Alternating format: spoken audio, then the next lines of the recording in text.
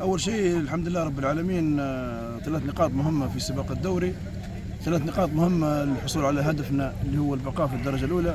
بارك الله فيك أستاذ أحمد، بارك الله في أستاذ محمد، بارك الله في الرقم واحد ديما في الفوز اللي هو الجمهور، أهل بنت بية، نادي الوادي الأخضر، المجلس الإدارة، الرجال اللاعبين، رجال الميدان. الحمد لله رب العالمين، المباراة كانت صعبة.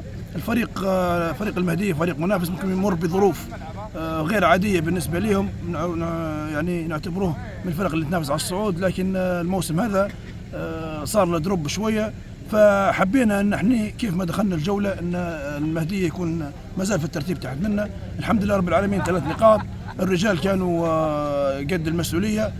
كيف ما تعرف انت ان المباريات هذه تكسب ولا تلعب، مباريات صعبة، مباراة تعتبر خارج ارضنا، منافس مباشر لنا في الترتيب.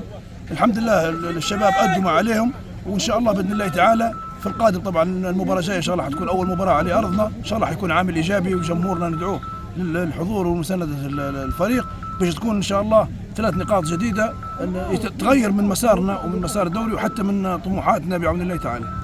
طبعا بالنسبه للدخول الاول هو دخول المهاجم علي محرز، طبعا حبينا نكسبه حتى الارض والجمهور، ما نكذبش عليك، لانه حيكون عامل مساعد بالتاكيد، لان علي ابن منطقه وابن منطقه حج حجيل، ساعدنا جدا. متحمس، اللاعب جاي من عقوبه لفتره ما لعبش، كنت نتكلم انا وياه، كان عنده حماس كبير انه هو يشارك، اعطيناه الفرصه الحمد لله وادى. طبعا لاحظنا ثقل في التحضير في نادي المهديه في خط الدفاع، وايضا حتى في المرتدات في ثقل غير عادي. يتوجب ان هناك لاعب سريع، معز كان لاعب محطه، عكسنا بالعكس صحيح، كان اللاعب علي محرز يلعب ديما خلف المدافعين في الهجمات المرتده. داغو طبعا كان لاعب جيد في التمريرات، وايضا جاسم رحومه ادى اللي عليه الحمد لله، وجميع اللاعبين. جاسم ايضا غيرنا رتم اللعب استاذ محمد، من رتم بناء، من رتم تحفظ شويه الى رتم سريع بدخول جاسم وعلي محرز، والحمد لله تتوكلها باذن الله. والله اول شيء الف مبروك لنا، المباراه لهم هم، وهم اصحاب الفوز، وهم كل شيء، ناس تعبه معنا 170 180 كيلو.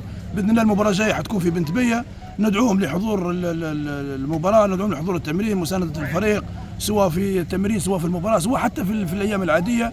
باذن الله تعالى عندهم رجال، وبعون الله يكونوا قد المسؤوليه ويحققوا المطلوب واكثر ان شاء الله.